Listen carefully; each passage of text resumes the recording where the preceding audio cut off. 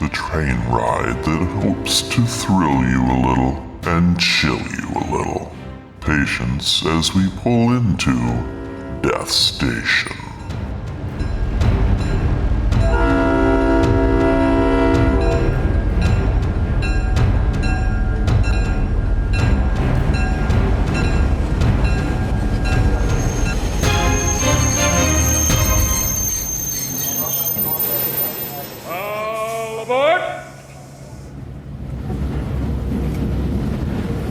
Well, hello.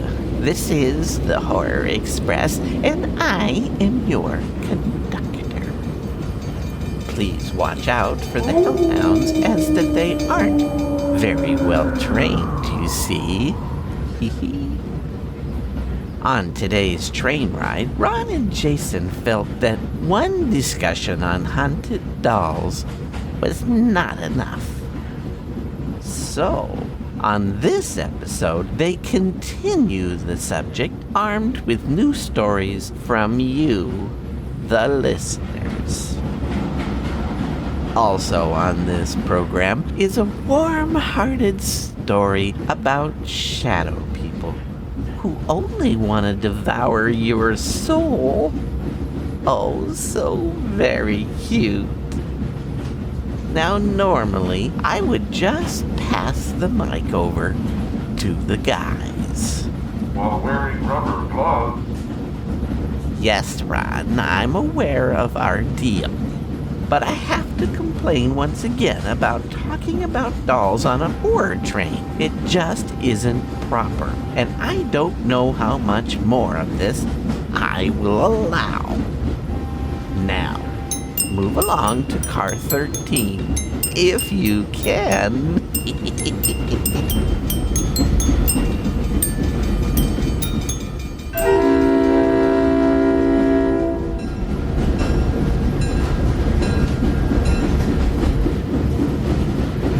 Now, where is Jason? He was here a minute ago.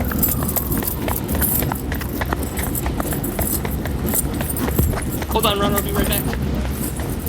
Jason? Jace? Hold on just a few more seconds. Jace?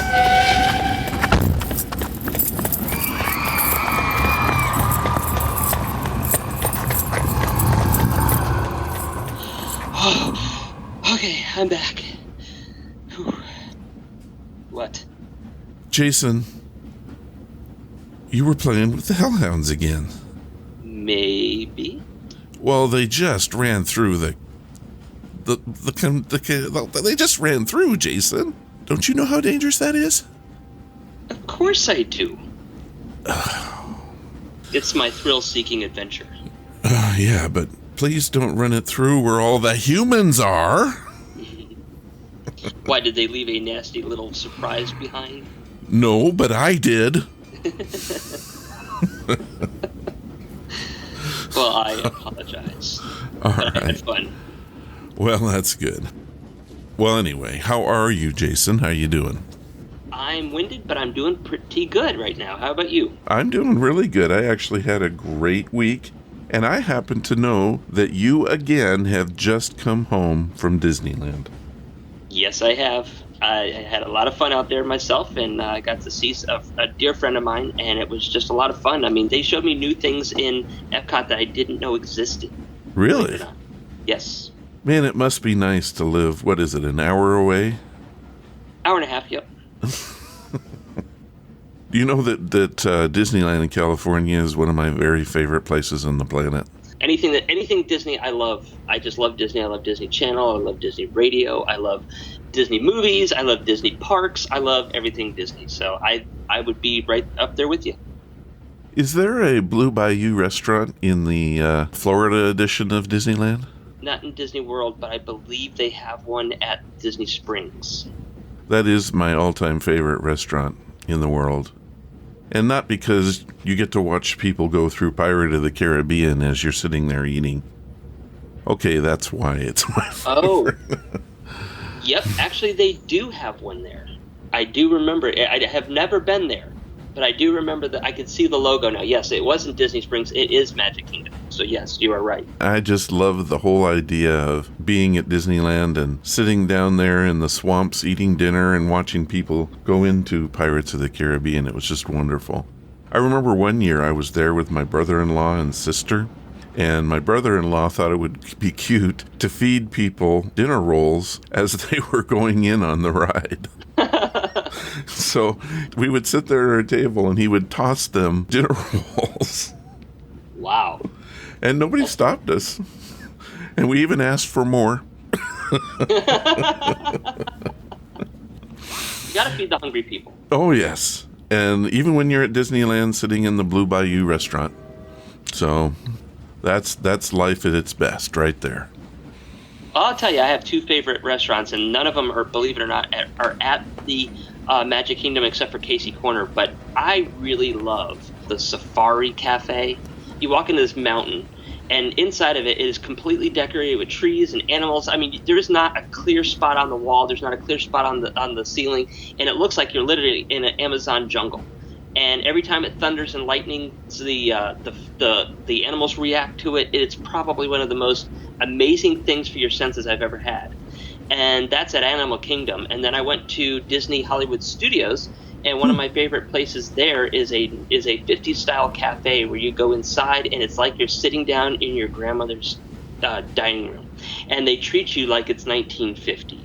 Wow. And they dress like it's 1950, and they have the absolute best vanilla Coke I have ever had in my life. I actually go on binges for that stuff. It is amazing. But they scold you too if you're playing with your tablet or your phone, or you put your elbows on the table. They'll come up and smack it off you. And if you don't eat all your food, they will take it and they will put it down the hanger with a little airplane in front of everybody. That sounds awesome. It is awesome, and it's just like going into your grandmother's dining room and just having food. It's amazing. Well, I'll tell you what, I'm sure that was very scary for folks, that last conversation. It just goes to show that Jason and I are also friends. That's right. Yeah. Well, Jason, we do have a horror show, though, don't we? We do have a horror show. We absolutely do, and we're going to be bringing you more scary stuff to make you not want to close your eyes at nighttime. Yeah. Well, we can get started right with that. I do want to mention that we do have a brand new website. It's the Horror Express Podcast.wordpress.com. Go there. So, Jason, shall we tell them what we're going to be talking about today? Yes, because this is actually something we haven't had the luxury to do yet, which is really cool. I'm really excited about it. So, do you want to do the honors, or do you want me to? Well, certainly. I would love to. So last time we did a show on haunted dolls, and the response was off the charts. I'm not sure that even covers it. It really was off the charts. I mean, I'm floored with what we have been able to get here and what we're going to be able to talk with because of this particular show. For those of you that were with us last time, Jason and I talked about the fact that my mother is a doll collector, and she has dolls all over the house. And one of the things that I've noticed is that we never go into the living room. Ever. There'll be 9 of us, and we'll pack ourselves into what we call the TV room and not go into that nice, spacious living room. And I thought maybe it was because of the dolls. Jason? Well, you're kind of right. I believe that if there's something with a negative energy around you or something that makes you feel uneasy, even if you don't know what it is, it does play on you. It's like, have you ever gone into a place and you just feel like you're being watched? It's that sixth sense that kind of causes things to happen. What we did was Jason wanted me to go out and take pictures of all my mom's dolls. And we had some really unbelievable results, didn't we? Yes, we did. I mean, I kind of talked myself on that one. So what I did, folks, was I did this. I went around the house, and believe me, it was no small chore, as Jason will tell you, and took pictures of every single doll in the house. And there was, what, at least 30 dolls, maybe 15 pictures? Yeah, about that. And so, Jason, why don't you tell them what happened? Well, I got a text, actually, and I wanted it on a text. I didn't really want it on an email because I wanted to be able to see the pictures with your energy attached to it. Now, I know people can say, I don't believe that. And I get that. I do get that. It is very it's very hard to believe sometimes. But I believe that because that particular device is touching you in your hand, you are actually able to transfer your energy through those pictures.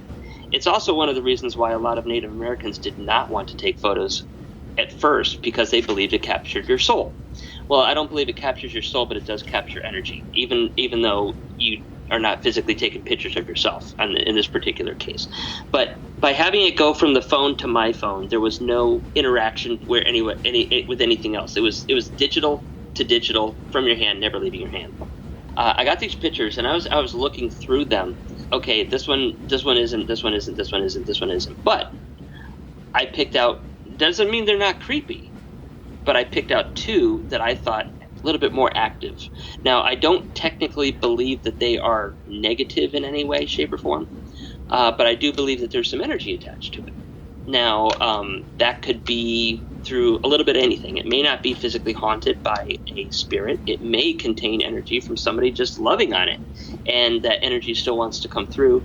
It could also be a haunted doll. I came up with two particular answers, and I'll let you finish it off. The first doll that he picked out was one that had this horribly cracked up face, and yet you made it clear that you knew that cracked face came after the fact. Now that impresses the heck out of me. How could you have possibly known that? I felt it. And that's one of the things that I have wanted to. When I do stuff like this for people, I always try to make sure that they don't tell me anything, but I like to try to get it, like I said, through physical energy of some way, somehow, so that way I can read that energy. And I knew through that energy that it didn't happen when you bought it; it happened later. Well, I confirmed that. I went to my mom and I said, "Hey, this particular doll, what's the story?" And she said, "It broke my heart. I bought the doll at an antique shop and I put it on my dresser and accidentally knocked it off when I was doing something with packages, fell on the floor and broke its face. I did my absolute best to glue it back together, but it was made of porcelain, and as you know, porcelain breaks pretty easy when it makes contact with floor." But my mom said there was something about the doll. I didn't want to throw it away. I just fixed the face and loved it ever since. And see, what's really cool is that it came from an antique store, so it had been loved by somebody before. Oh, yeah. Doesn't mean that they died with it and their spirit's possessing it. It just means that it had love, and I think she was able to feel it herself. That's why I think it wanted a little bit more attention. Now, granted, the crack makes it look absolutely horrible. Yes. If you were to see that thing, you would think Chucky or something like that. But that doesn't mean that it's evil, and that's why you got to sometimes look past the fact that some things look scary, look haunted, but they may not be haunted. And that's one of the things that I've always stressed about anything. I lived in Connecticut where a lot of these houses were built in the 1800s, and they look like those old Victorian witch homes. And it's easy to let your mind wander and think that there's something there when there really isn't. And that's what I tried to do when I looked at every one of those particular dolls. Like I was hoping I'd find nothing, but I was also hoping that if I did see something, that it wouldn't be anything horrible. And one of the things that I did do is I looked into the eyes of the doll. Now, granted, they're not real eyes, but when there's an energy attached, it does have a different feeling than if you look at something that has nothing attached to it. And the ones that you were absolutely creeped out about, I looked in the eyes and I could feel absolutely nothing. Were they creepy looking? Absolutely, they were creepy looking, and that's what makes them just as cool as the ones that do have energy. Well, doll number 2 has a name. It's Betsy. That doll has freaked me out since day one. There was a couple things that you said about it. You got a bad feeling from it, I thought. Is that right? A little bit of a bad feeling. Like I said, nothing that I would say, okay, you need to have that thing exercised, you need to put it outside or anything like that. But I did say that if it does cause issues, there's a couple ways to deal with it. And that would be one, to get one of those little glass cases, kind of like what Beast had the rose in Beauty and the Beast. And what you do is you put a little bit of sea salt around the crevice and encase it in the glass, and that would contain anything negative out of it. But I still don't believe that it was anything that I would say, okay, you're probably having a demon walking around your house with, or you're having somebody that got murdered walking around your house trying to take revenge out on you. If I felt anything like that, I would absolutely tell you. But it doesn't mean that it wouldn't possibly give you a little bit of a fright, or it wouldn't play little tricks on you if it happens to be possessed by anything negative. Right. Well, and the other thing about this doll that was interesting is that about the clothes. Mm-hmm. The original clothes the doll had were not all ripped to shreds, so she took and bought this new dress and new shoes, and they happened to be real baby clothes. Yeah. And there was even something more drastic behind that too. Yeah, I was gonna wait and have you tell that little bit. Okay. Well, come to find out, when Ron was telling me about this, that those particular clothes were on a baby that was deceased. Now, I don't know if the baby died in the clothes, but obviously there's a lot of sorrow behind it. And when this lady obviously was selling them, I guarantee you she was choked up a little bit when she's either putting it in the package or taking it to the Goodwill or taking it to a flea market. And I know that when those things sold, a piece of her heart went with it. I can feel it. And I think anybody else would be able to as well, especially losing a child so young. So that, mixed with the possibility of having this particular doll that came from somewhere, mixed with clothes that already have sadness and sorrow with it, you have a pretty good equation for some type of negative reaction to come out, or maybe just trying to find some type of peace and love again. Well, and you want to add to the fact that this doll literally, for whatever reason, I think it must have bothered my mom too, because it was relegated to what we call in the house the office. And it was put back on a filing cabinet and forgotten, put out away. And I'm wondering if that particular doll, if that didn't bother it too. It's a very good possibility. I mean, think about it. You see all these other dolls out there. It doesn't understand, and if it is haunted with some type of intellectual haunting or energy, you're just thrown in the corner. You know, everybody else is getting looked at and touched and loved, but you. You know, so there you throw a little bit of a temper tantrum, and maybe it was coming off as just negative energy and making the room feel weird.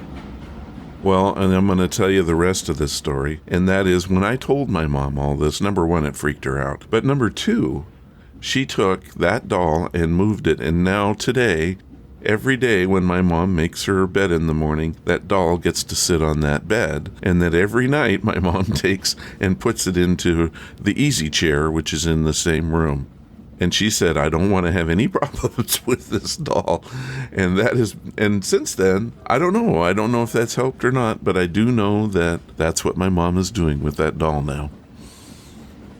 And what you really should do, too, is start to see if people start coming back to the room where all the dolls were. Yeah. We'll see. We haven't had a big get-together yet. We just did a bunch of graduation stuff, but it wasn't at my mom's house. So we'll have to wait and see the next time we go. Mm-hmm. But anyway, those are the two things. Now, what I'm going to do in the show notes, guys, is I'm going to place pictures of those two dolls so you can see who we're talking about. And if the doll with the blue dress doesn't freak you out, I want to know about it. And also, you know, what I did for you, I do for other people, too, if I could try to help them. I never charge anything. But I also can't guarantee that I'm going to be accurate either. So if anybody wants to try something, or they want to see if I can do any type of reading or something for them, I'd be happy to do it. Well, we could say that's enough of a show right there, but The outpour from the podcast was so incredible. Jason and I decided that we needed to go through these and let people know, hey, we got you. We want to respond to what you had to say.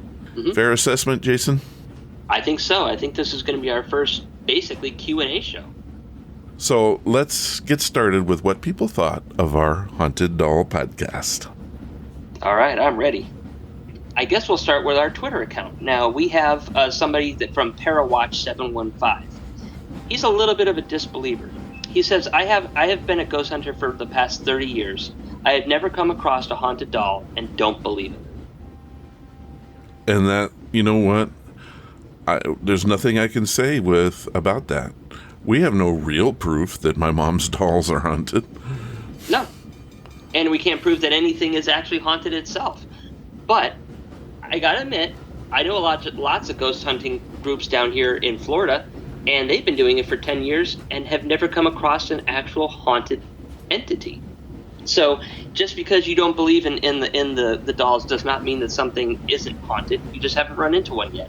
And just because, you're a ghost hunter and you may have encountered some things that were ghosts, some people haven't. And that's what's so mysterious about this entire field of the paranormal. We don't know what's out there. There's sometimes a lot of proof that something exists, and there's sometimes a lot of proof that something doesn't exist. However, the fun of it is in the hunt, and I think that's what we need to just go with. I mean, I don't believe in curses, and a lot of people do, but that doesn't mean that they don't exist. I just think that they exist in different ways, and they can be conjured up through our minds. Well, in direct contrast, read our next one. And this one's from Paranormal Now from our Twitter account. He said, love the show. I have been on many ghost hunts. The most common result is a haunted item, including many dolls, energy magnets. Now, I would say that's in direct conflict with Parawatch 715. Absolutely it is. And the reason why I think that objects tend to be more haunted than anything else isn't because of the fact that they are just capable of holding the energy. It's because we physically touch them, we have interactions with them, and we love them. I mean, there are some stuffed animals, I'm sure, that when we were kids, when we see them walking out the door from somebody, it broke our hearts, because our parents sold them or they threw them away. That's the energy that is connecting to different things. And that's why I believe, personally, that there's a bigger chance for an object to be haunted than a location. And I'm beginning to believe that. Just based on my own experience now with, these two dolls and a few other things, I'm beginning to think that energy is stored in things. And that is what causes a high percentage of hauntings. But is that a physical spirit? I don't know.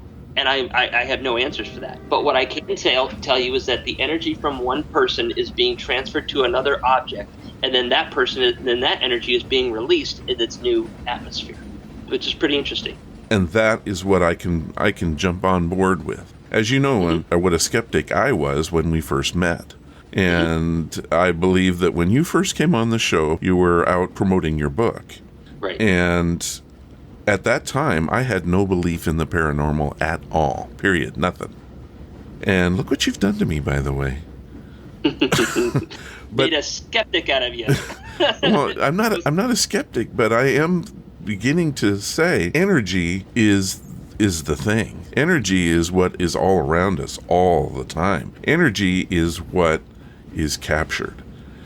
And I can prove that. Okay. I can prove that. Have you ever been into a room where there's somebody there and the hair just stands up on your neck and you don't know why? Yeah, that's happened. That's because you're tapping into that person's energy unknowingly, and it's scaring you a little bit. Really? I never thought of that.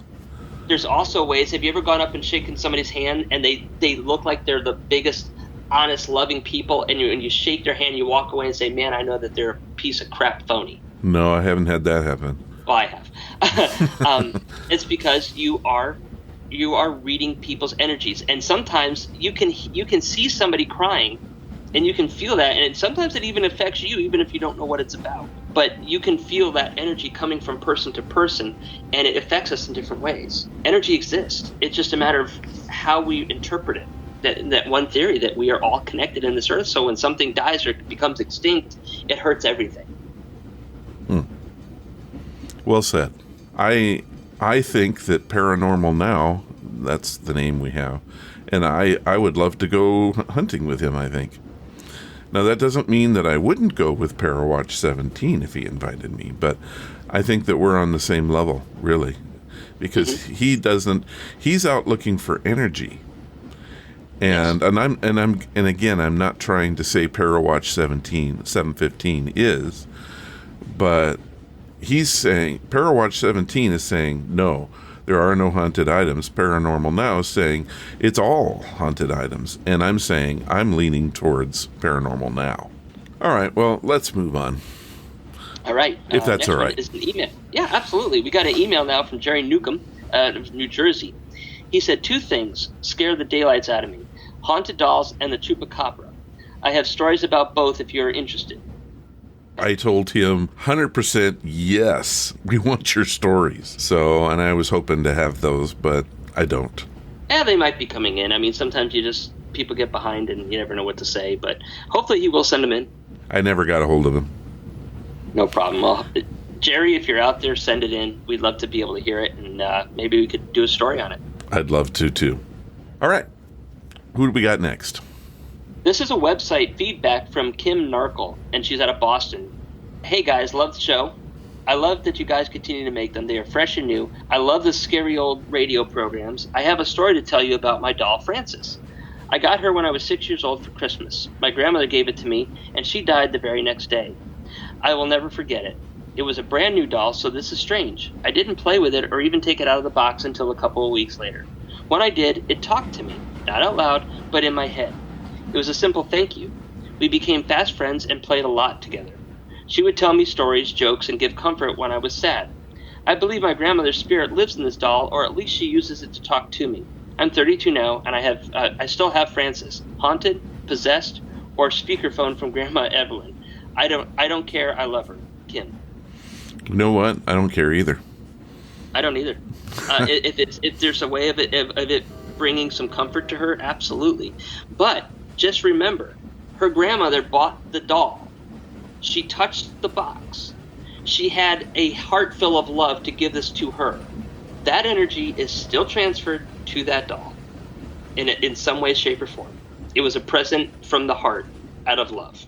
Well, let me just add, is while we're sitting here and you read that, I am getting massive chills. Seriously. There's that energy, bro. Well, it may be so, but that's what I'm feeling right now. The whole time you were reading it, I was getting chills. And I got chills when I read it for the first time, too. It just, to me, this is energy transferred, energy used, and energy loved. That's right. It's good, positive, loving energy. So, Kim, I say to you, hey, I don't care if your grandma's spirit is in it or not. What I am impressed with is how you recognize the fact that, hey, this is my grandma. I don't care what anyone else says. That's right. You're doing exactly right. You still have the doll. It still means something to you. It still brings you love and comfort. That's awesome. Well, it has been for a very long time, 20 some odd years. Right. That's right. All right. Well, thank you so much, Kim, for that one. I really, really thank you for sharing it. Mm-hmm. All right. Our next one is Twitter. It's from JonesSay922. I don't know if it's Jonesy or JonesSay, but it's Jonesy922. I have listened to all of the Horror Express, and the haunted doll is by far your best. My mom has many dolls. I wonder if any of them are haunted.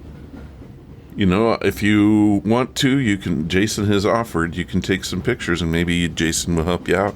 I don't know. Honestly, if you haven't felt anything weird, it probably isn't. But if you start to think about it and starting to haunt you with it, then you're probably letting your mind get a little ahead of you, and you're trying to make something there that isn't. You can feel it. I mean, I know you'd be able to. Anytime you walk into a place where something just isn't right, you know it, and sometimes your first instinct is to get out or get away from it. That's one of the ways that you would be able to find out if there is anything there at all. One of the things you can do Also, if you think that you might be haunted, put a little tape recorder next to it, one of those digital recorders, and just let it sit. You might be able to get an EVP. Ooh, that's a good idea. But also get away from the place. Do not let any sound come out, because if somebody talks in another room while you're doing it, it might be able to pick that up, and you might mistake that for a particular entity. So leave the house, or do it when you're sleeping, so you're not going to be up talking or anything like that. The other thing that you can do is you can get an EMF detector, which is an electromagnetic frequency detector. They're pretty cheap online. You can get them anywhere between $30 to $120, depending on what you want. And kind of do an energy sweep over it and see what happens. If you're going over a specific doll and you keep getting an EMF detector, it might be haunted. That doesn't necessarily mean it is, but dolls should not be giving off electromagnetic frequencies. Plain and simple. So then if you start to see something, then move the doll, do another sweep. If the EMF detector does not go off, then there's something probably there. And then maybe test the doll again in a different spot. And the best way to do that would be to put it in the middle of a room somewhere, because if you put it near the walls, that's where all the electricity all the electric wires go through anyways, and that can give off a radiation. So put it to the center of the room, as close as you can to the center, and try it, see what happens. But I would the most cost-effective and fun way to do it would probably be to physically just put a little voice recorder in there. It doesn't have to be anything fancy. You can go get some video jack, or your phone, anything. But the phone, it might take up a lot of memory, so you might want to do it with. You might want to go get one of those little cheap ones at Best Buy or something like that for like $10-15, and that's all you really need. And just play it back and listen to it. Yeah, I agree. That's good advice on that one. I think what you're saying is just reading between the lines on this one is my mom has many dolls. I wonder if any of them are haunted. She doesn't really. They haven't bothered her in the past. Is the way I read that. Right. And that we could be wrong, Jonesy, but that's just the way it comes across. And if you haven't had any bad experiences with them, like I said when I brought the subject up of my mom's dolls, was we have this room that nobody uses. And my thought is, it's loaded with dolls. Maybe that's why. Right. So I'm not surprised with all the antique shops and secondhand stores that my mom goes to searching for dolls. I'm not surprised she picked up a couple of that are haunted. Not at all. Right. All right. I'm ready to move on.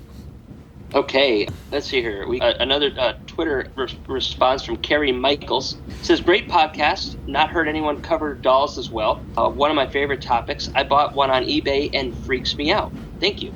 Now let's talk about that for just a minute. I went and looked on eBay, and sure enough, people sell haunted dolls. Yep. Why? I don't understand. One reason is they want them out of their home. Second of all, if they're anybody like me, I would buy them. You should see some of the dolls I got off of eBay, man. I'll tell you what, they freak you the heck out. And not all of them look too nice either. But it's funny because people love the paranormal. And, people sell morning jewelry, and even in antique stores as well, that it's made from the dead person's hair. These things are coveted pieces of jewelry, of stuff to bring in your home, and I think people are just fascinated by it, and I think they want to see if anything physically happens. Well, Carrie, I'm happy for you. I don't know that I would go try to find one, especially after hearing our voodoo story. What was it about the lady that was actually attacked both in dreams and physically by a voodoo doll? That's crazy. Right. I don't know, and she bought it on eBay. That's right. Now, voodoo dolls are probably the worst ones to buy on eBay because you don't know if they put a black magic curse on it. Exactly. Or if they put a white magic curse on it. Now, there are differences, and you don't know what their intentions are. So, when you're buying voodoo dolls, you really got to know who did it, and you got to really know where they come from. Well, again, thank you, Carrie, for telling us your story. Absolutely. Next one is from Brian Johnson. It's a website feedback. It's kind of long, so let me try to get through it as fast as I can. Hey guys, I live with 3 haunted dolls. My wife loves dolls and collects them. Her trophies include a very rare ponytail Barbie doll from 1963 worth about $1,400. I swear this thing is alive. She disappears for days at a time, only to become found in some strange spot in my house. Also, whenever I pick the thing up, I can hear screams in my head. My wife says she just feels sadness. We have started to keep the doll in a mental case, in a metal case, because of bad dreams that we were both having. A paranormal guru friend of ours recommended this. We are also trying to sell the doll. For some reason, no one will even bid on it. It's in mint condition. How sad is that? But again, another terrifying story. Yeah, that is it. It is an absolutely terrifying story. But here's the thing about Barbie dolls. Barbie dolls were played by with kids, and they tried to emulate something that they wanted to be when they grew up. So there's a lot of dreams. There's a lot of happiness. And honestly, sometimes if parents broke up, they would reenact them with those dolls. So there is a lot of potential energy in those particular dolls, and it happened to be one of the first ones. So you're looking at at least 50 years. Oh right yeah, now? 63. So you're looking at 50 years of somebody touching that doll. It's not just a couple years. You're looking at a half a century, and the stuff that it's seen, the places it's been, and probably the little scenarios it acted out. I don't doubt it for 1 minute that it wouldn't have some type of energy attached to it. Now, most of them are rubber or hard plastic, and you don't really think of that as capturing energy, but regardless, somebody loved that doll. I know some little girl loved that doll and probably wanted to be that doll someday when they grew up. What about their paranormal friend's idea of putting it in a metal case? Now I said it. Metal case. Is that going to help? It can work, yes. I would also put, if you're really worried about it, put a little salt around it. Salt is one of the most powerful objects that we have for it as a natural type of element, and it really does work. In fact, one of the things that you can do, if you find something that has been cursed or used in some type of voodoo magic, you take it and throw it in the ocean, because the salt water cleanses it. So salt is one of the most powerful things that we can use for that. You might want to consider putting something with that on there to contain it as well. But metal works because it is something that they say that technically it helps trap energy. I mean, that's why we have electrical boxes made out of metal and everything else, because it helps contain that particular energy. One of the things that you could do is, if you feel that it has some negative energy, sage it. Well, it's obviously they feel negative energy. He says he hears screams in his head, and his wife just feels sadness. Right. That's freaky. So just maybe sage it and see what happens. Now, what about this whole thing? They've put it on eBay, or at least I don't know, they said eBay, but they've put it somewhere, and for some reason no one will even bid on it. And it's in mint condition. Well, that's what's pretty interesting about them, because it's not necessarily a thing where people can feel it. I mean, people sometimes, when you look at pictures, like you said, it can freak you out. So maybe somebody's reading that energy through the computer, and that might be one of the reasons why. It could be it might have a physical negative energy behind it that might be stopping it. When people go to buy stuff like that, they have that second guessing nature. It's like, I want to hit the button, but I don't know why I can't. And that could be some interference with it. It may not be negative at all. It just may want to stay with you guys. And unfortunately, it may have had some traumatic experiences with an actual human growing up. That's why I said you might want to just try to sage it, put salt in it, or keep it in the box, or do all three. They're really in a unique situation, because obviously this doll is quite valuable. Yeah. At $1,400 for a doll, I find that just unbelievable. And then putting it up for sale and no one bidding on it, that's just strange stuff. Yeah. Scary. Oh, that one is scary. Okay, let's move on then. Next one. This one's from Mark Newcomb, and it's a website feedback. He said, my wife and daughters are avid doll collectors. Where most men have a man cave, we have what we call a doll world. I made a deal with them to keep the collection in one room, which was once my den. Dolls creep me out big time, and I just hated having them look at me at every turn. Love the show, and thank you for all that you do. Well, not much to comment on there. I don't know that I'd give up my man cave for Doll World.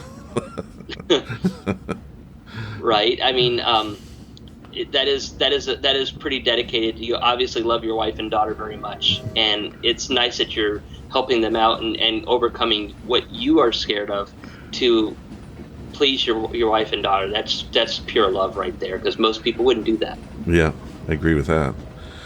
But, I say thank you very much, Mark, yes. Thank you very much, Mark, for your comments, and good luck with the dolls. Absolutely. And hopefully you never get one that's haunted. But now that he's heard this, he needs to research where the dolls come from. And if you have a bad feeling about it, maybe listen to yourself a little bit. And you may never have that type of an issue. And hopefully you don't. Okay. All right, so let's go to the next one. It's from our Twitter account. It's at Live to Breed. I don't know what that means. If it means what I think it means, that's pretty funny, but no big deal. I mean, to each their own. But this one says, I hate dolls. Thank you for the creepy podcast. I didn't sleep for a week. Well, then we did our job. That's right, we did our job. I'm sorry, Live to Breed, if we interrupted your life. I'm sorry. I'm composed once again. I love that Twitter handle. That's funny. I'm composed again. Here we go. Okay.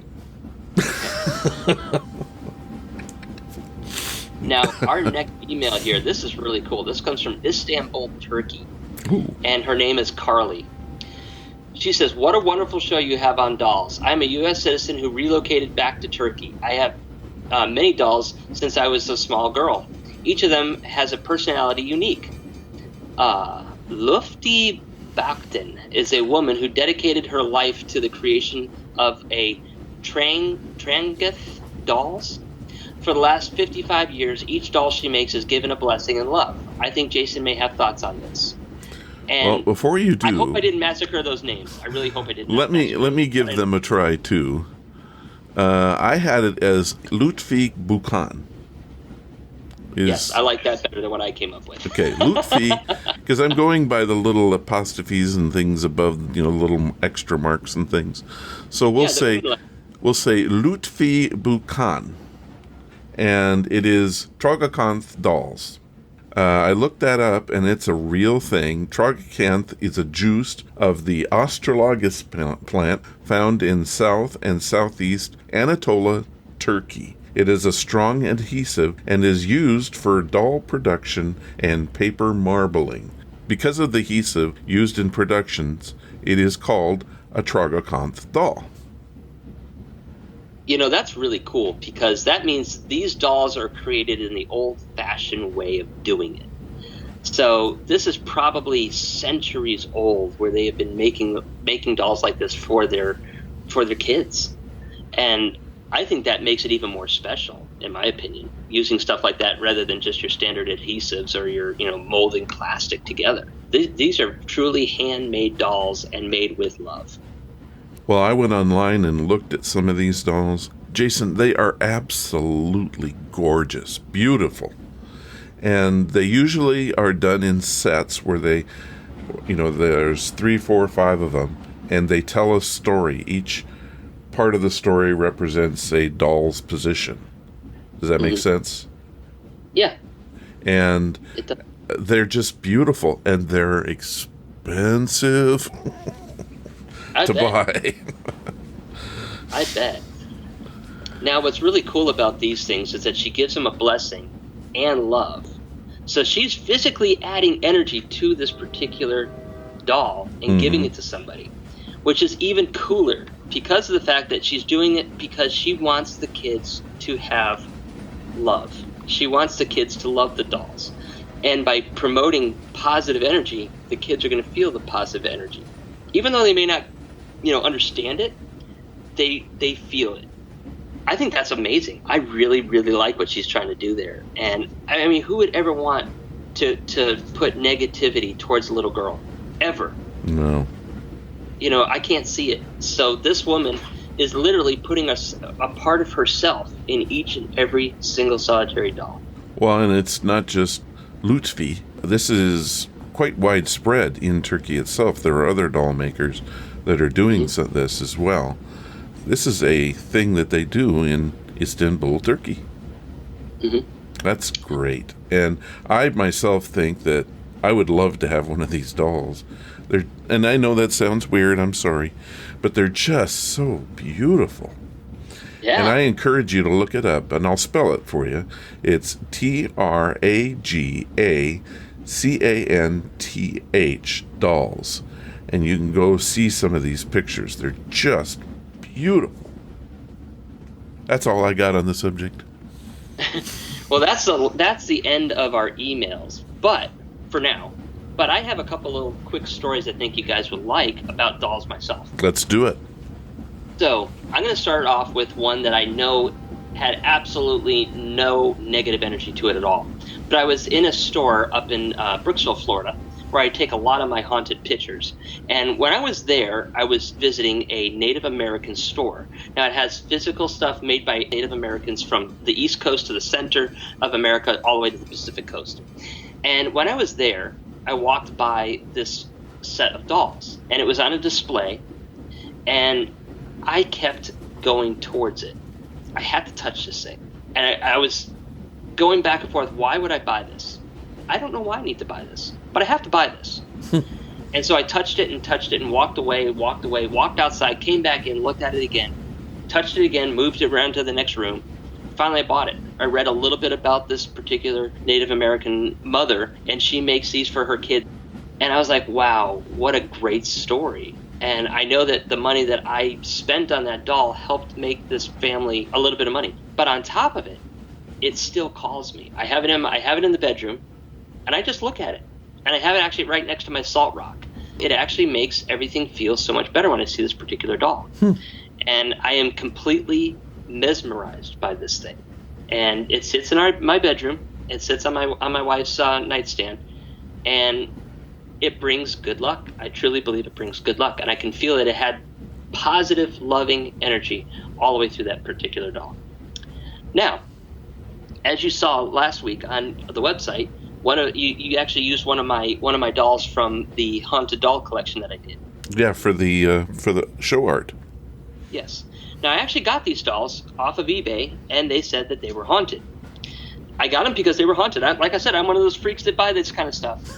But anyways, there's 3 different dolls that I had. There's one that's really in a nice, pretty Victorian outfit. There's another one that came from France, which is the one that you used for the graphics. And there is another one that I took, and it looks like it just got dug up from a grave. Now, what's really cool about these particular dolls is whenever I do a show, I always bring the costumes, props, or anything else and display it with the pictures. A bunch of little girls came to my show, probably between the ages of maybe 6 and 10, something like that. I lined all 3 dolls up, even the horrible looking one, all 3 in a row. Do you know that nobody went near those 2 beautiful looking dolls? And the kids were playing with the one that looks like it came out of a grave. But they would not touch the 2 that were certified haunted on eBay. Nobody touched them. So I think we're ready to get into the story for today. Yeah, I think so. Well, Jason, do you know what shadow people are? Yes, I do. Well, let me give you the definition.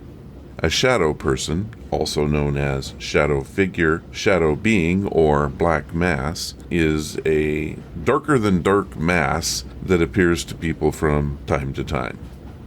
Right. When do you think shadow people were first reported? Well, I know they're more common now than they were back in the day, but I'm going to say back to even biblical times. Well, the first recorded sightings go back to the late 1800s. However, stories of what we've come to call shadow people today really didn't begin until early 1940s. Really? You find that interesting? That is interesting because, I mean, I've heard stories about, ancient Egyptian stories about stuff like this. The interesting thing is, that if you go back in history, they do talk about shadow forms, but this blacker than black shadow that you can see at night, think about that for just a minute, how dark and black that has to be. Well, you've seen it, haven't you? Yes, I have, and that's actually kind of what started off with my demonic possession in my room, was a black mass, and believe it or not, you could see it when it was dark. The room is completely black, but they still call it a shadow. That's crazy, but there is no other way to describe it, right? That's right. You really can't, because, you don't see anything walking around, but it's showing a shadow of, like, if you were walking around in your room, casting light from some type of light source. So, I guess maybe it shouldn't come as any surprise that people started recording that in the 1940s. And I'm sure that people had seen it before, but that's when things really started to be recorded, was in the early 1940s. That makes sense. So I don't know what that means, but those are some facts. Now, the reason I tell you all that stuff is our old-time radio story comes from a little-known mystery show broadcast on KSL Radio, Salt Lake City, Utah, in the late 1940s and the early 50s. It was called Hall of Fantasy. Now, the story you're about to hear, I found to be a very scary interpretation of shadow people that just might keep you up tonight, at least with a candle burning. Anyway, well, I'm thinking... Don't fall asleep with a candle burning, please. Oh, now you're going with Mr. Safety on me? Yes. Anyway, well, with some sort of nightlight, how's that? I like that. Okay. It is called Shadow People, and it first aired on September 5th, 1952. The Hall of Fantasy. Welcome to the Hall of Fantasy. Welcome to the series of radio dramas dedicated to the supernatural, the unusual, and the unknown. Come with me, my friends. We shall descend to the world of the unknown and forbidden, down to the depths where the veil of time is lifted, and the supernatural reigns as king. Come with me and listen to the tale of the Shadow People. Elaine, have you seen anything else since you spoke to me last? No, I haven't. Ever since Mother died, nothing's happened. Well, I only hope... It came from upstairs. Come on. Oh, you don't... I don't know what to think. I only hope that... David, if anything's happened to him... We'll see in a moment. There's no light in this room. You wait here, Elaine. Where's the light? Over to your left.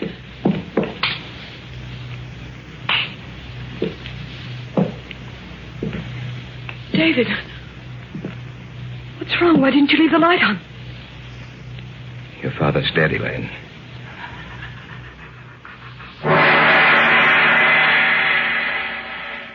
In just a moment, the Hall of Fantasy will present The Shadow People. And now for our story. An original tale of fantasy by Richard Thorne entitled The Shadow People.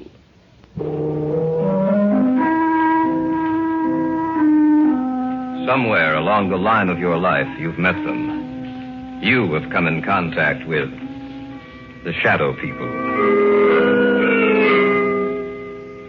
When did we first discuss it? Oh, yes, Brian and Elaine and I. It was in my apartment. There was only one light on in the entire place. What's wrong? Elaine, what's the matter? Oh, it's silly, I know, but I thought I saw something in that doorway over there. Where? Over there, right over there. Where are you going, David? Over to that archway, just to let you know that nothing's here. Huh. You see, Elaine, nothing's wrong, nothing at all. Are you satisfied that there's no one else here but us? Yes, I'm sorry. I just thought that Leave the overhead lights on. I'm sorry, I thought that... Put them back on, David, please. All right, Elaine. Look, what's bothering you, sis? I don't know. It's just that... I don't know. Tell us about it, Elaine. Tell us what's bothering you. You promise that You won't laugh at me? Of course not. Brian? Oh, Elaine, I'm your brother. If something's troubling you, I'd like to know about it. All right, then. The reason I was so upset was the fact that I saw someone or something standing in that archway. But, Elaine, David showed you that there was no one else in here. When the lights were put on, you saw for yourself that we were alone. I'm not talking about something you can see in the light, Brian. I'm not talking about a human being. And what's it all about, Elaine? In the darkness, I saw something that can't be seen in a lighted area. And I've seen it several times before. You're sure you're not imagining this, Elaine? Oh, I don't have that good an imagination, Brian. How long have you seen this thing, Elaine? Well, it started about 6 weeks ago. You were in Detroit on business, Brian. Mom and Dad were on vacation. I was in the house by myself, in the library. There was only one light on. I sat in the chair beneath it, reading. Several times I thought that something was watching me. I felt there was someone in the room with me, standing right in back of me. Every so often I'd glance back over my shoulder, but there seemed to be nothing there. And then I thought I heard someone whispering. I wasn't sure, but when I heard it again, I got up and I looked all over the house. Oh, I'm not easily frightened, you know that, but out in the hallway, it was almost entirely black. Luckily, I was near a light switch. I looked back over my shoulder, and I saw this huge, hulking shape for the first time. And I heard a voice.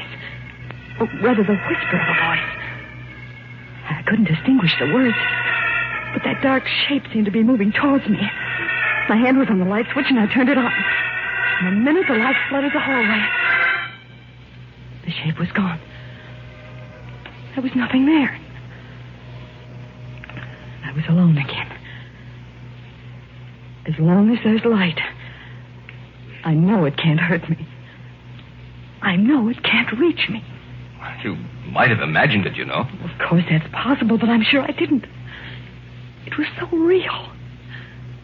So real, that shape in the darkness. It was the very essence of evil itself.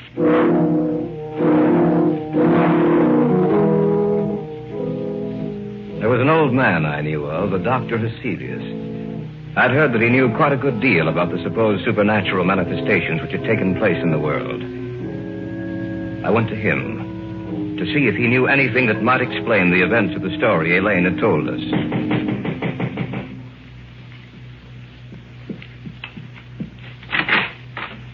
Yes, my good sir. What do you wish? I have an appointment with Dr. Heselius. Oh, yes. He mentioned something about it.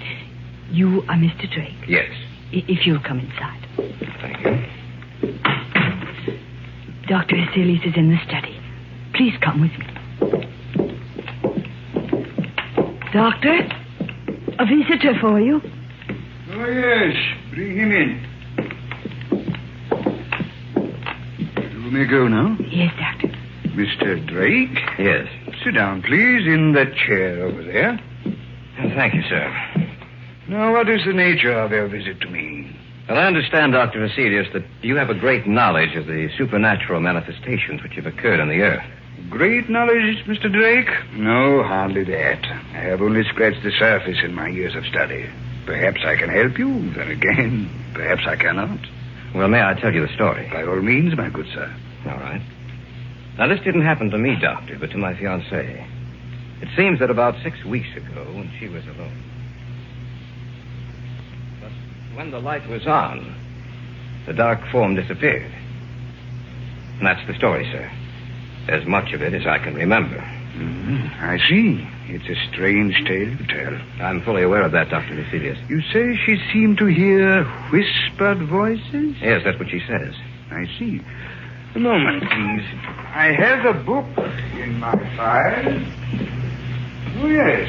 Here it is. This is the one. Yes. Perhaps I may be able to help you after all. Let me see. This is a very ancient book, Mr. Drake. I seem to remember... Yes. Here is an account of a happening such as you relate. And we shall live on the earth, and they shall not see us. Yes, it has been foretold by the ruler of the darkness. They who live by day, retire to sleep by night, shall never know that we walk with them, that we watch them, that we wait for our chance. Only in the night will they see us, for in the daylight we are not seen. Only in the night, when the darkness grows together and the forms of the shadow people are shaped from the blackness, they will know us. Then they will know that we are their companions, for we are the shadow people. I knew I had read something similar to the story you have told me, Mr. Drake. Dr. Aselius, what can we do? Well, give me a little time. Let me see if I can find any more references to these people of the darkness. One more thing, Mr. Drake. Be sure that your fiancée is never left alone at night. Be sure that there is some living thing, animal or human, which accompanies her every second of the night. For she is in danger, Mr. Drake. A terrible danger.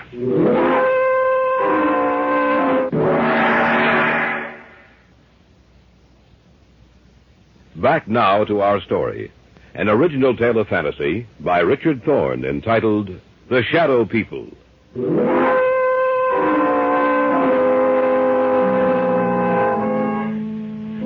That night, the night of the day I had seen Aselius, Elaine's mother died. She died in her sleep. When she failed to appear for breakfast, Elaine's father went upstairs to see what was wrong. When he entered her room, he discovered that she was dead. The family doctor couldn't explain it, for Elaine's mother had been in perfect health. A few weeks later, I was out at the house spending a weekend with them. I glanced at the clock on the mantel, and it showed 11.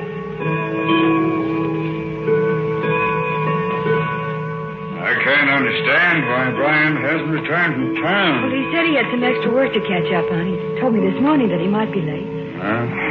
11 o'clock. I'm going upstairs.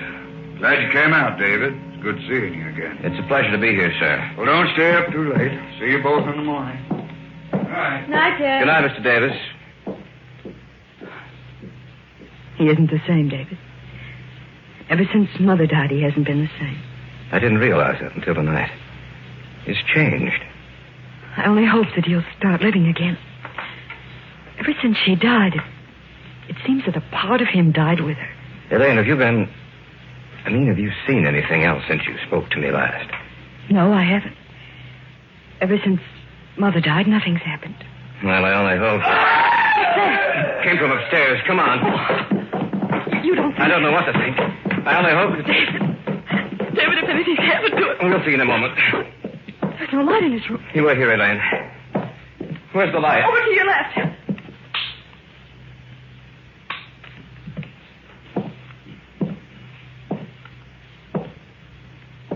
David, what's wrong? Why didn't you leave the light on? Your father's dead, Elaine.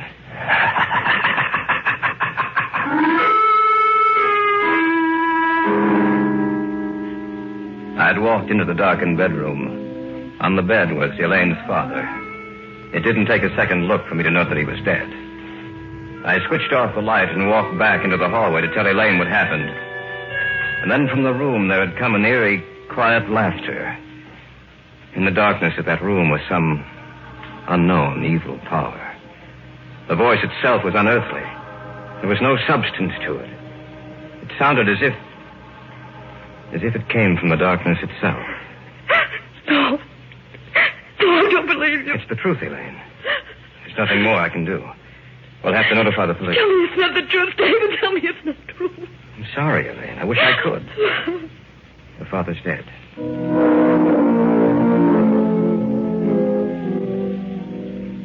After the burial, Dr. Aselius got in touch with me. He said that he wanted to meet both Elaine and Brian, that he wanted to talk to the three of us.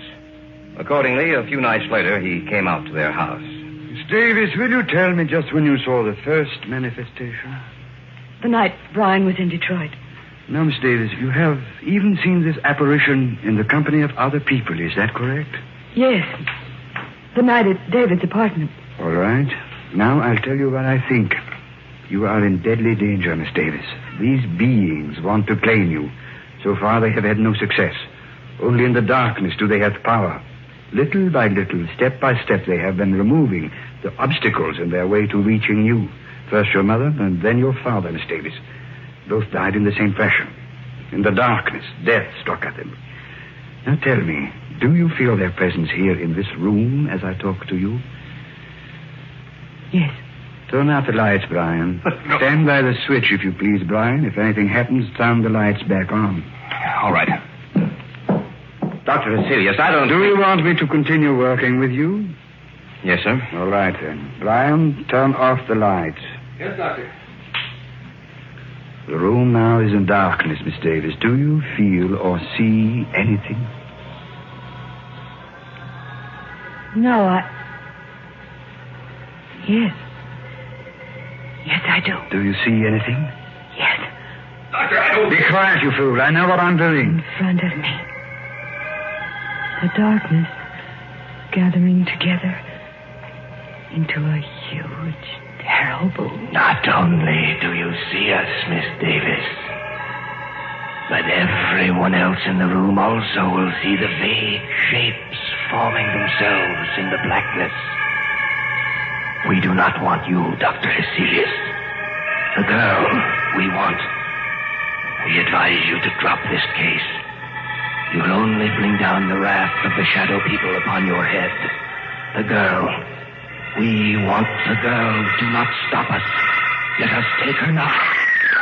Turn on the light. They're gone. Miss Davis, are you all right? Yes. Yes, I am. Just as she said. The darkness. I saw it form into something, too. So did I. What are we going to do, Dr. Vasilius? At the present moment, I don't know. But this much I do know. You must leave this house immediately. You must try to get out of their reach. I don't know if that is possible. I hope it is. I shall have to return to my home. I must learn if there is some manner by which we can defeat these creatures. For the moment, leave this house. Dispose of it in any manner you may see fit, but leave this house.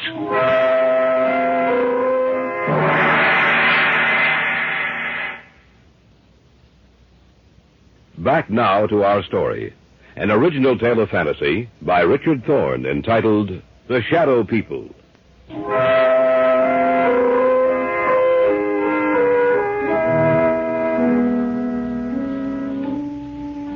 We spent the night in my apartment, the three of us. The following day, Brian and Elaine made arrangements to dispose of the house. In the afternoon, Dr. Vasilius called me and asked that I come to see him. David, I'm glad you're here. Anything new, Doctor? Yes and no.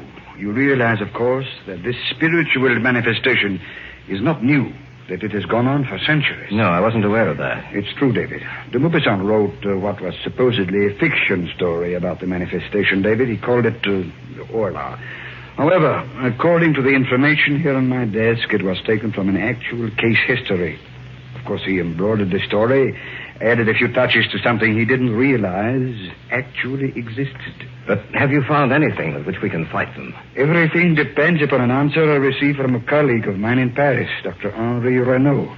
I dispatched a telegram to him last night. Why hasn't he answered by now? There are certain things that must be done. It will take a few days, I'm afraid. We have to wait, David. There's nothing else we can do.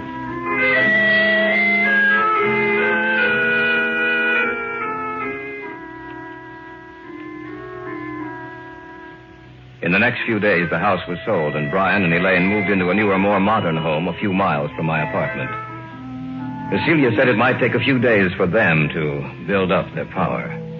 I spent the nights at the new house. The lights were left on, and I watched for any unusual occurrence. In the daytime, I'd return to my apartment and get some sleep. About 4 days after Elaine and Brian moved into the new house, I was at home when Heselius phoned me.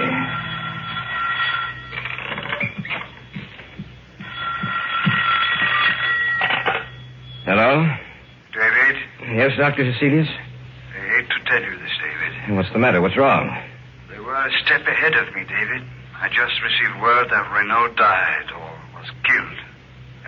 moment I sent the telegram to him.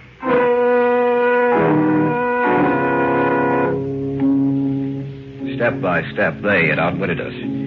For they had anticipated every move we'd make. Even Dr. Hecelius was at a loss as to what to do. He agreed to meet me at the Davis house. What did you want to see us about, Dr. Hecelius? Did you find out anything more? I'm sorry to say that I haven't. At the moment, I'm at a complete loss. I don't know what to do. But what did you want to see us about this evening? Merely to check, to see if anything else has happened. Miss Davis, have you seen or heard anything? Not in the house, only in my dreams. Your dreams? Yes. When I go to sleep at night, in my dreams, in the darkness, I see them. And it's grown worse, much worse. I was hoping that it would not have progressed so far. There has been no disturbance in this house, but now they disturb your sleep, Miss Davis. Now, you must stay awake for as long as you can. I want the three of you to move into my house. Perhaps that will give you more protection.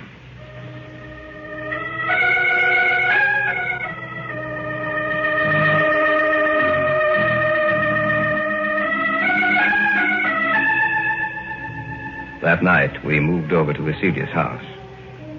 Perhaps Elaine would have more protection there. From there, we might be able to devise some plan of action, some way to beat those beings. For a few days, things were quiet. The shadow people seemed to have withdrawn. For a while, I thought that we might have succeeded in thwarting their purpose. Elaine no longer complained of troubled sleep. But that condition lasted for a few days only. About 10 days later, they made themselves known and felt again. That night, we were in the study, when suddenly Hecelius whirled around and... Elaine, what are you looking at? Outside the house. Right where the light leaves off, I see them. She's right, Dr. Hecelius. I can see them, too. What should we do, Doctor? Nothing. What do you mean, nothing? There's nothing we can do. We can't just... We can't do anything, Brian. Don't you understand that they have us at their mercy? The greatest man in my field was Henri Renault. If he could do nothing against them, what do you think we can do? He's right, Brian. There's nothing we can do. As long as the house remains lighted, just so long will they remain outside. If the lights were to... That sounds... When my father was killed, the same sound. We heard the same sound. The lights. What's happened to the lights, all right? No. Be quiet, please. I thought of this emergency. A candle. That's right, Miss Davis. As long as this burns, this one candle will be safe. For they cannot advance into the light. They are limited by the darkness. As long as the candle burns, they will have to remain outside of this room. Around you, in every room of the house, in the darkness outside, we are around you. This time you shall not escape. This time we will blame you. Take it easy, Brian. I can't stand it. I'm getting out of here. Brian, come back. Don't be a fool. I'm going after him. Stay here. We just can't let him He go. won't have a chance. I doubt it. Miss Davis, I'm afraid that your brother is dead.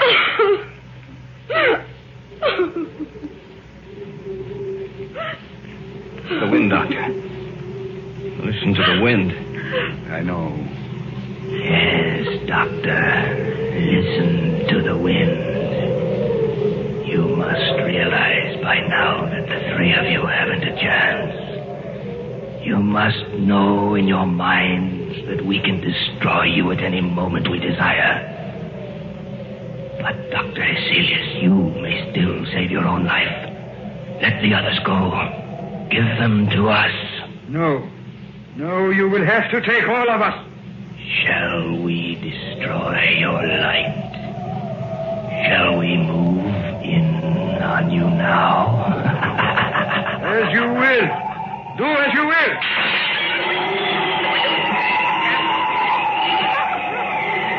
Sorry, Davy. The candle is out. In the darkness. The figures in the darkness.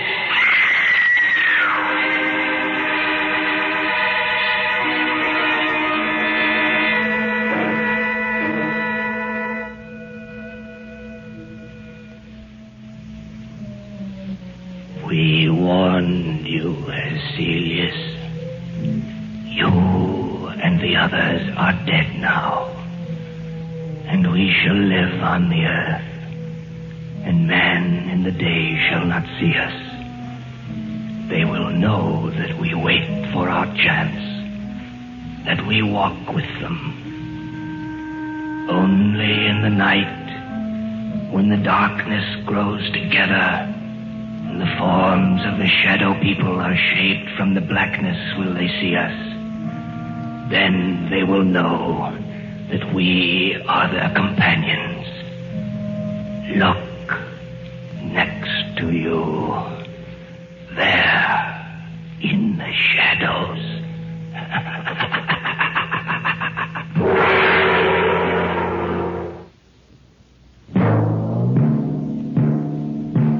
So runs tonight's tale of the unusual, the terrifying, the unknown. Join us again when next we journey down the corridors of the Hall of Fantasy to hear another strange tale of the supernatural. All characters and events portrayed in these programs are fictional, and any similarity to actual events or persons, living or dead, is purely coincidental. Well, Jason, what did you think of that one? Pretty interesting story, Ron. Let me ask you this. Did you even know that they were aware of shadow people in the 1940s? Actually, I kind of do, but I don't know if they had the extent of it as we do now. Well, they're certainly different now. I would call our shadow people a nicer, kindler, gentler shadow person, if you will. Yeah, I would think so, too. Was there anything about the story that surprised you at all? I mean, it was rather intense, I thought.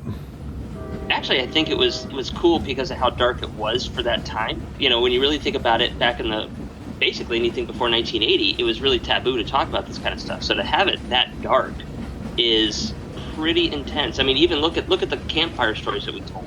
They weren't nearly as dark as this was. No. So I think that kind of surprised me a little bit. I agree. All right, Jason. Well, now I know that we've been reading emails all day long, but we're not quite done yet, are we? No, we are not. Now, these, I want to reiterate, these were emails and comments that did not come about the haunted doll situation. Right, and I kind of like that we have a mixture every single solitary week, you know, that we do this because it keeps it fresh and it possibly even gives us ideas for new stuff. So it's always fun to have those. All right. Well, let's get started with the first one there. Oh, wow, that one looks very familiar. Yes, it says, hey, Ron, I was doing some surfing and I came across horrorexpresspodcast.wordpress.com. Do you know anything about that? You know what, Jason? It just so happens I do. Is this deja vu or what? I'm shocked that you know anything about this, but go ahead. Well, what we have, Jason, is a WordPress site that is completely dedicated to the Horror Express podcast. And eventually it won't have that horrific name. But for right now, it still does. That's horrorexpresspodcast.wordpress.com. And let me guess, the horrible name part that will drop will be the Horror Express podcast. So we'll just keep it WordPress.com. No, I think it'll be the other way around. Oh, darn it. Okay. All right, well, let's get to the mail, shall we? Yes. Okay, this one is from Emma Holden out of Nebraska. She said, Jason, I heard the advice you gave a woman a few shows ago. I have been bothered by an entity in a brand new apartment. I thought it was all in my head and had been looking for answers. I heard your advice and took it. I contacted my priest and he came to bless my home. I was surprised when he took out the sage, holy water, and Bible as his tools. I have been at peace now with no more bumps in the night. Thank you, Emma. Wow, Jason, that's cool. And see, what I like about what she said there is that sage has been used by multiple religious practices for centuries. Egyptians have used it, Christians have used it, pagans have used it. So it's really interesting that they still do that, and I'm glad that she got a chance to experience that because sage actually is supposed to be one of those things that wards off negative energy, and you don't have to have a priest there to do it. You can do it yourself. I'm very glad that she was able to come out and have her priest come out and actually bless the home because usually they want a little bit of proof. So I'm really glad that this worked out for her. I kind of look at this and I'd say that is a good I was going to say preacher, but I guess that is a good priest in my eyes to listen to his congregation and say, yeah, I'm here to help. Absolutely. I mean, they're sometimes so quick to judge, and that's really kind of what puts a lot of people off from going to the church about stuff like this, when really they should be the ones we go to as opposed to anybody else. But I'm glad this worked out for her. I'm really excited. That was very, very, very exciting news. Yeah, no. Do answer me this. Do priests use sage too? Now, I was not aware of that. Mm-hmm. Actually, I have seen it happen in a couple of different places. I've watched a lot of shows about exorcisms and stuff like that. They've used it for a long time. It's not as prevalent as, say, frankincense and myrrh and all these other types of incense that they use inside the chapel. But each one of them has their own qualities that kind of help rejuvenate the energy in the area. So it's really interesting. In fact, if you want to read up about it, there's a lot of things that you can read up about online and learn how this came about. Well, thank you very much, Emma. That's a great story, and I'm glad that you have no more bumps in the night. Right. All right, what's up, Jason? Next one is a Twitter, and I don't think this guy likes us very much. It's from @JourneyFan308. Okay, worst podcast ever. Your voice guy for the conductor should find a new job. He doesn't understand the conductor. No, and you know what? I would like him to explain it to him. Why don't, you know what, Journey fan? Number one, I love Journey too, by the way, if that helps. I'm assuming it's Journey the rock group, but I don't know. But I think that you're more than welcome to come on the train and explain it to the conductor yourself. And you can tell him you don't like his voice. Right. You have that opportunity. So go ahead and take it. And anybody that wants to attack that conductor, you can do it. I will not stop you. Now, you've had your fill of him, I think. Yeah. All right. What do we got next? Next is another Twitter from Biscuit Moon. It says, you guys are the best. Thank you for what you do, and please keep doing it. So I guess we had a negative and a positive, which is good. That kind of offsets itself. You know what? And I've always decided in any of my shows, I am never going to hide the bad ones. I'm always going to bring them out. Gotta love the haters. And I think that this one is my motivation to keep doing it. What do you think? I like it. I've never allowed anybody's criticism to take me out of something, and it just kind of shows me that we could always do better. And honestly, we can always do better, and no matter what we do in life. So, it keeps you humble. I think that's it, right? That is it. Yes, we are all done with the bill finally. All right, so I guess it is time to close up this podcast and say au revoir to all our fans and friends and haters, and move along. Absolutely, guys. I'm glad you were able to join us, and hopefully you enjoyed this one, too. What do we got coming up on episode 17? We are going to be talking about out-of-body experiences. And are they real? Are they just a figment of our imagination? And you are working on something very special for this one, aren't you? Yes, I am. I'm actually working on trying to get a guest that says he experienced hell through an out-of-body experience, and it was not a dream. He said it was too real to be a dream. And I've had something like this myself happen, so I think I can kind of talk to him on a pretty decent level. Let's get to the next show then. Awesome. Conductor, take it away. Well, thanks, guys, for another great show. But again, you have got to get more suitable material. How about talking about ghouls and their haircuts? Or, I know, how about a good old-fashioned haunting? Or hey, interview me and I will tell you my life story. Life might not be the right word for it. Well, anyway, you get the idea. That's it for the Horror Express this time. If you have questions or comments for Jason, Ron, or myself, please email us at ronsamazingstories@gmail.com or tweet us at RAS Podcast. Oh yes. Now the bad news. There's no way off this train. you're gonna have to jump. Good luck, and see you next time on The Horror Express.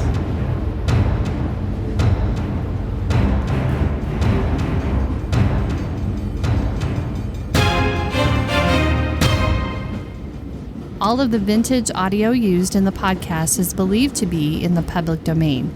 Ron's Amazing Stories does not own the rights to any of the old-time radio used here. If you hold the rights to any of the shows played, please contact us immediately at ronsamazingstories.com.